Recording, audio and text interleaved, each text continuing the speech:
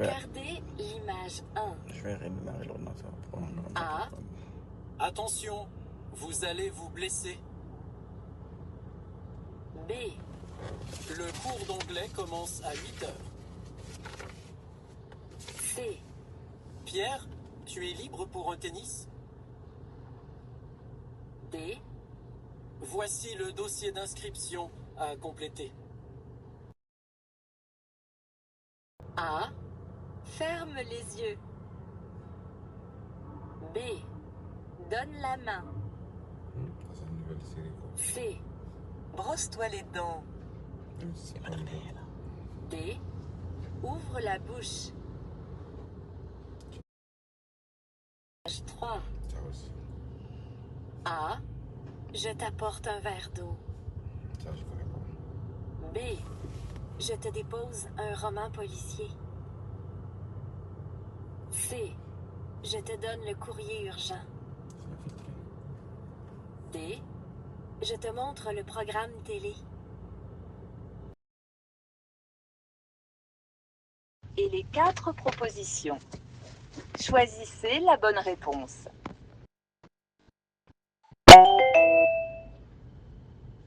Question 4. Moi, c'est Sophie. Et toi? A. Moi, c'est Pierre. B. Moi, j'aime le cinéma. C. Moi, j'ai 20 ans. D. Moi, j'habite à Paris.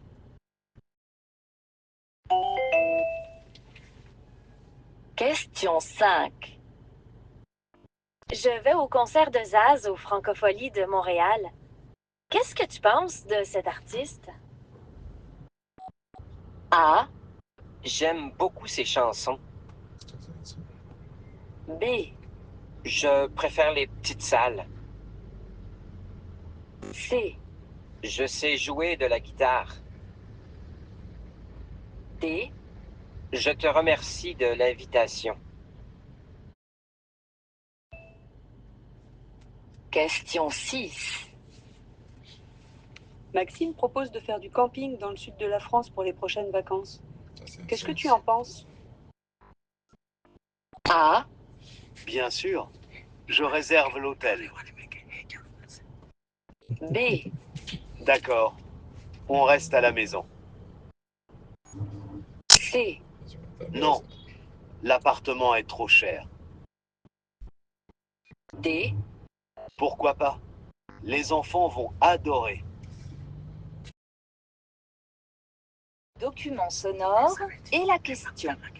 Choisissez la bonne réponse.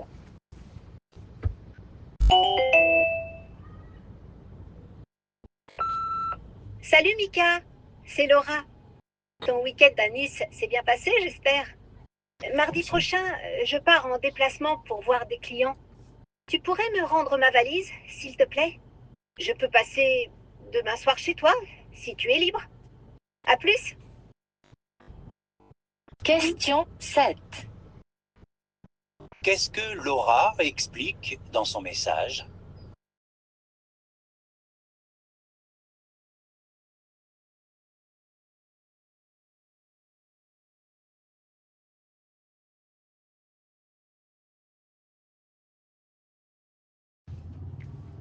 Hôtel du Centre, bonjour. Bonjour, j'ai réservé une chambre pour 2 nuits le week-end prochain. Je voudrais arriver plus tôt. Est-ce que la chambre est libre dès le jeudi soir à 20h? Attendez, je vérifie. Non, elle est prise. Nous avons une autre chambre disponible, mais elle coûte 50 € de plus. Ah, d'accord. Je vais réfléchir. Merci madame. Question 9. Pourquoi est-ce que cet homme téléphone à l'hôtel? La météo a annoncé de la neige sur Montréal. Je me méfie des prévisions, tu sais. Ne me reproche rien si tu attrapes froid. Bon, d'accord. Pour une fois, je vais t'écouter. Je prends mon manteau. Question 10. Que décide de faire l'homme?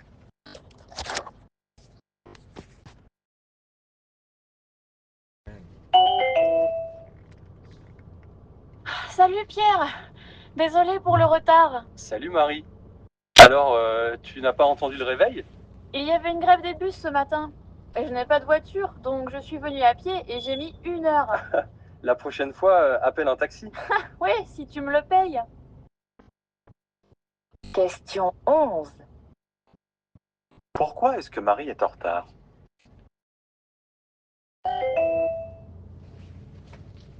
Sophie, je ne trouve pas le dossier Sanofi.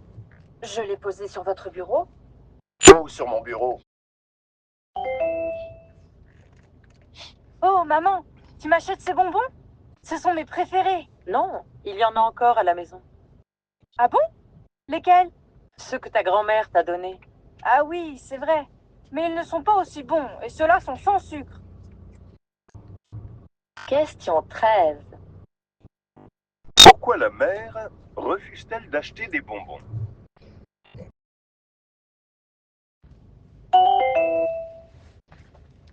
Bonjour monsieur, je cherche la pharmacie Bollé. C'est dans le coin, je crois. Oh, mon garçon, ça fait longtemps que c'est plus une pharmacie.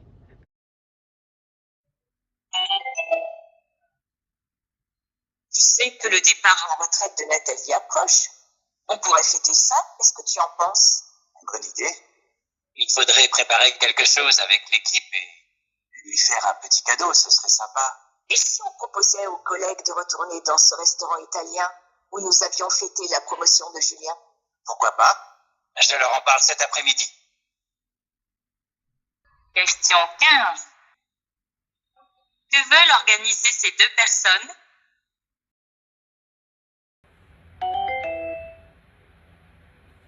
Laurent et toi, vous avez dîné en ville hier soir?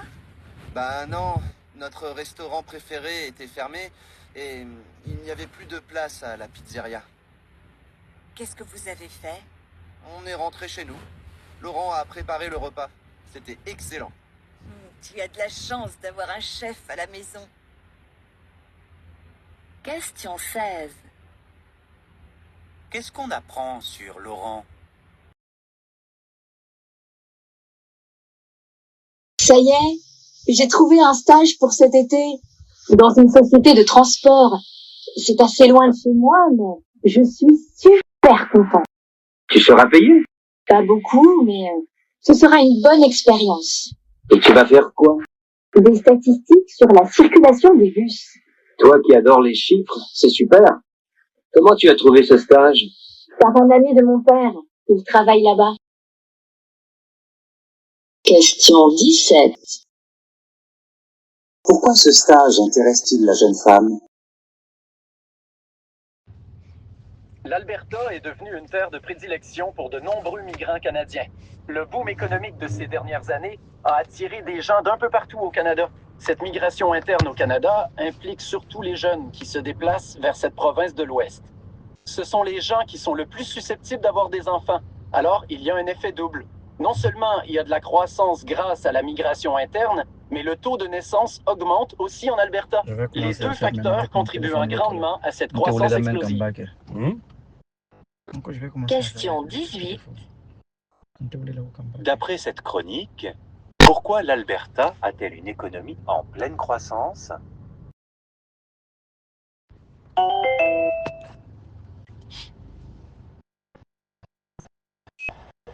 S'il vous plaît, monsieur, la rue Saint-Jacques, on m'a dit que c'était tout près. Elle va où exactement, la petite dame? Parce qu'elle est longue, celle-là. Je cherche une librairie spécialisée dans les livres de voyage. Ah, je vois très bien. Le plus simple, vous allez par là jusqu'au Planétarium de Montréal, vous continuez, puis vous tournez à droite. Ça, c'est la rue Saint-Jacques.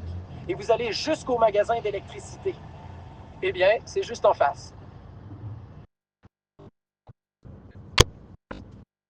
Question 19. Où veut aller la dame? Je suis en mer depuis les années 80. J'ai commencé le métier de marin à 15 ans et demi. Vous avez pris la suite de quelqu'un Non, non. J'ai commencé dans les années 81 à la pêche et puis bon, ça a rapporté. Et puis il y avait de l'emploi ici. Ouais. Là, c'est le hasard. Oui, mais vous êtes d'ici. Oui, je suis d'ici, ça aide, mais bon, je n'étais vraiment pas attiré par la mer. C'est vrai? Ouais. Et pourtant, vous avez franchi le pas pour faire pêcheur. J'avais pas le choix, il fallait bien que je gagne ma vie. Bon, j'avais arrêté mes études. Bon, ici, à part la pêche, il n'y a pas grand-chose. Comme vous voyez, ouais, l'économie, c'est pratiquement que la pêche. Hein. Question 20. Quelle était la motivation de cet homme pour devenir pêcheur?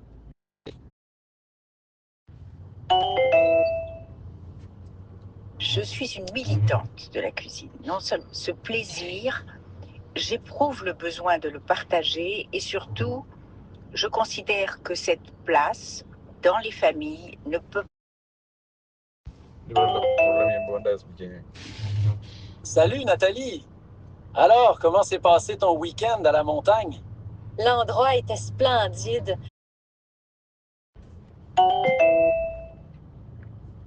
400 000 vélos sont volés chaque année en France et seulement 3% sont restitués à leurs propriétaires.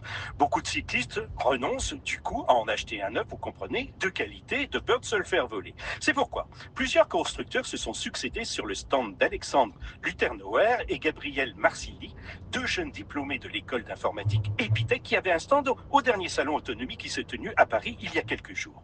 Ils voulaient voir les premiers prototypes de leur tracker, cette innovation qui permet de géolocaliser en toute discrétion un vélo volé.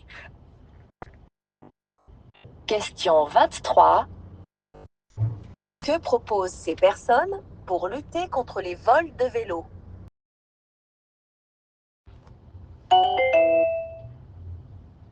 Bonjour Gérard, nous écoutons votre témoignage. Eh bien, moi j'ai passé la plus grande partie de ma vie à travailler. J'ai placé ma vie sous le signe de cette phrase d'un philosophe. On existe par ce que l'on fait. Mais aujourd'hui, à 62 ans, je me dis que le bilan n'est peut-être pas aussi positif que ça. J'ai une jolie maison, un train de vie plutôt élevé. Mais je n'ai jamais été marié, je n'ai jamais eu d'enfant et ma vie amoureuse fut un parfait désastre. On existe par ce que l'on fait, certes, mais le prix n'est-il pas trop élevé? Question 24. Qu'est-ce que Gérard aurait aimé faire?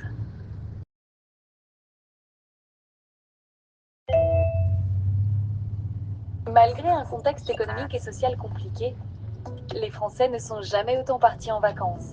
La raison de ce record, l'engouement pour les courts séjours.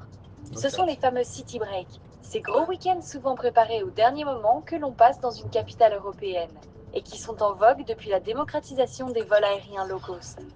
Une tendance durable puisqu'en moyenne, les gens partent moins longtemps mais plus souvent. Question 25. Que nous apprend ce reportage sur les Français?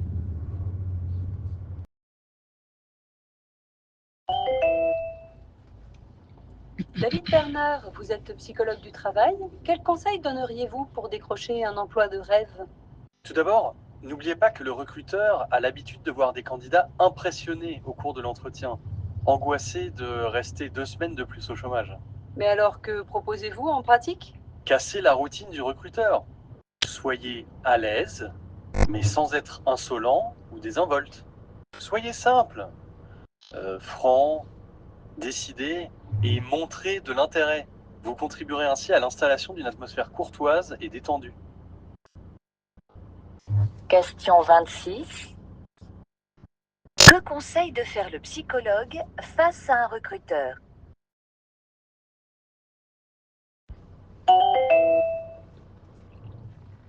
Après 2 années de recherche, nous allons lancer le dernier modèle de notre gamme et votre rôle va être essentiel. Le marché sur lequel votre équipe va intervenir est en pleine croissance. C'est pourquoi nous avons besoin de personnes prêtes à prendre leurs fonctions rapidement. Nous allons maintenant examiner les étapes que vous devrez suivre pour être les meilleurs pendant la période de vente. Question 27. Que fait cette intervenante?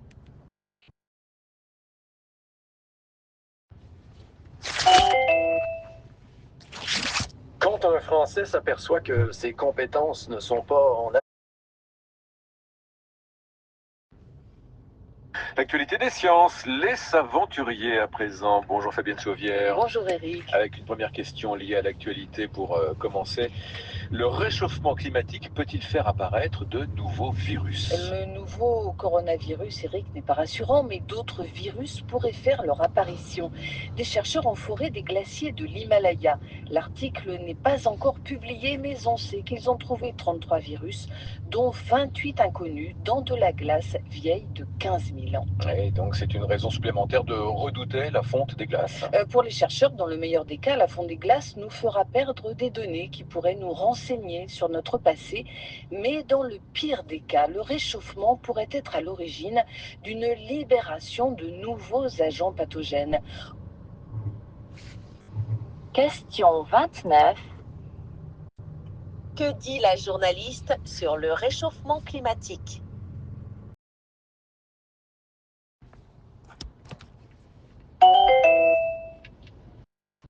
Comment vous avez décidé de passer à la réalisation?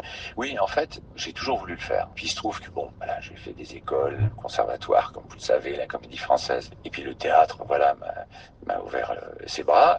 Et puis ensuite le cinéma. Et quand c'est facile comme ça, quand ça marche, on se dit, bon, on se laisse aller. Moi, j'étais porté. Et puis je me disais, un jour, il va falloir que je le fasse quand même, mon film. Et puis, comme une espèce de, presque de fainéantise, quoi. Disant, je le ferai demain. Et un jour, j'ai eu un accident de moto.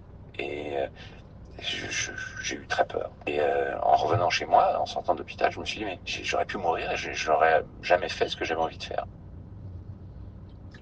Question 30. Qu'est-ce qui a décidé cet acteur à réaliser son premier film?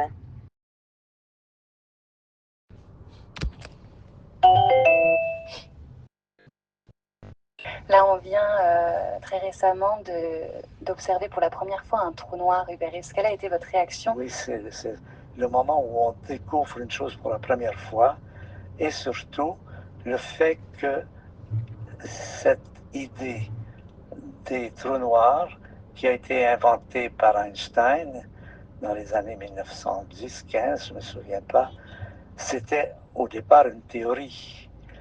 Et de trouver que le comportement de ces trous noirs existe, c'est une confirmation de la valeur de la science en général, qui sont par exemple les idées des trous noirs. Ça vous donne confiance dans la science. Question 31. Selon Hubert Reeves, pourquoi cette première observation d'un trou noir est-elle importante?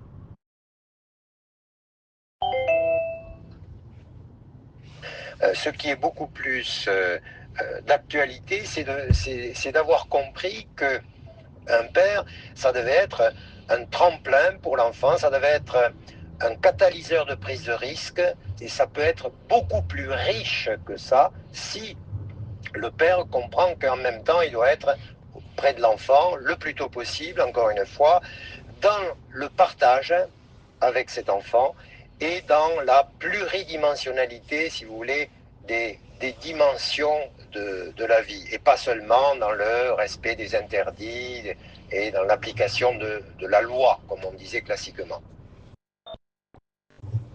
Question 32. Que dit ce spécialiste sur la relation père-enfant?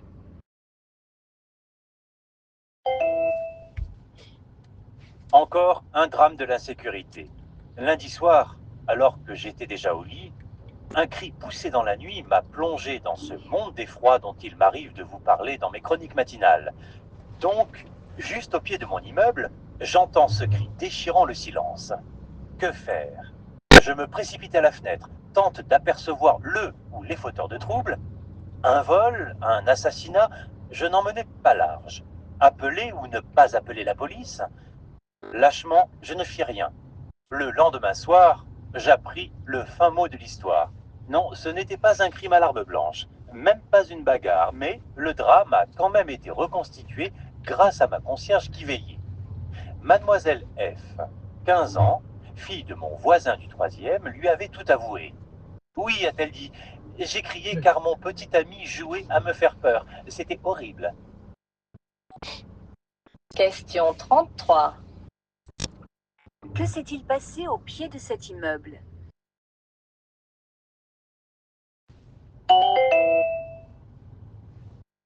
Contexte. Parlons de théâtre aujourd'hui, car c'est une belle rentrée théâtrale qui se prépare cette année, avec des productions tout à fait enthousiasmantes et intéressantes. Certes, beaucoup de classiques, mais aussi des nouveautés qui suscitent déjà l'intérêt. Il y a notamment le Huis clos de Jean-Paul Sartre. La mise en scène est de facture classique, mais soignée.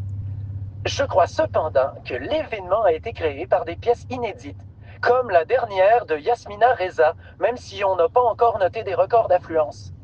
Tout y est étudié avec précision. Le texte d'abord, et jusqu'au décor surprenant. Une scène entièrement noire avec du mobilier blanc.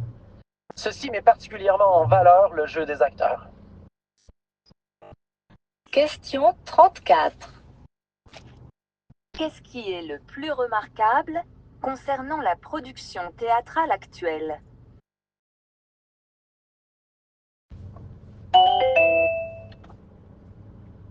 En gros, on peut dire qu'à peu près toutes les sociétés passées ont disparu, se sont effondrées, n'ont pas été durables sur le long terme.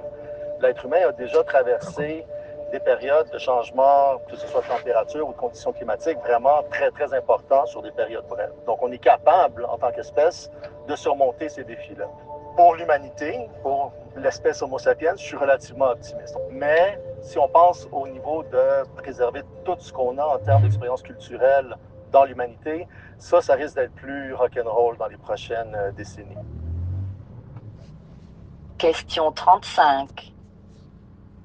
Qu'explique cette personne à propos de l'espèce humaine? Qu'est-ce qui est meilleur pour la planète, le bon vieux magasin ou alors un clic de souris? Alors, en théorie, le commerce électronique est meilleur pour l'environnement car vous ne vous déplacez plus. C'est un livreur qui vient chez vous, qui va livrer d'autres personnes. Donc, si sa camionnette est bien remplie, sa tournée va émettre beaucoup moins de carbone que si tous les clients avaient pris leur voiture.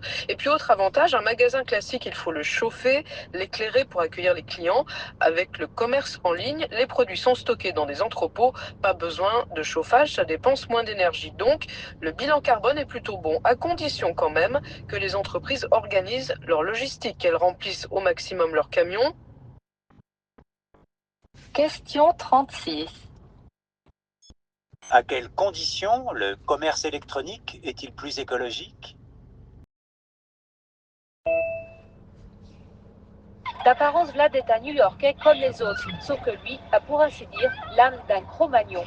Vlad vit en style paléo, comme dans Paléolithique, une époque où les hommes vivaient principalement de chasse et de cueillette. Les adeptes du paléo pratiquent des exercices intensifs et se nourrissent uniquement d'aliments crus, fruits, légumes, poissons et viandes, selon eux plus adaptés à l'homme que les graines ou les céréales. Il achète uniquement bio, et très important pour lui, il aime sa viande extrêmement fraîche. Question 37. De qui parle la journaliste? Aujourd'hui, nous parlons donc des gauchers. 10 à 15% de la population serait gauchère. Alors justement, quand on dit gaucher, Jeanne nous répond présente, gauchère pour tous les gestes du quotidien, mais par la force des choses, j'arrive à faire pas mal de choses de la main droite. Le monde est fait pour les droitiers, alors il faut sans cesse s'adapter, être plus malin, une véritable force au final. La seule chose qui me résiste régulièrement, ce sont les ciseaux. Il faut sans cesse s'adapter à un monde de droitiers, en réalité, Géraldine Vincent. Bah oui, je pense aussi, hein, on est tous d'accord là-dessus, mais s'adapter, c'est plutôt une qualité, donc c'est une qualité d'être gaucher à force. Il y a un pouvoir d'adaptation, on y reviendra avec certains de nos auditeurs. Oui, ça veut dire qu'on reste alerte et s'adapter. Question 38. Qu'apprend-on sur les gauchers?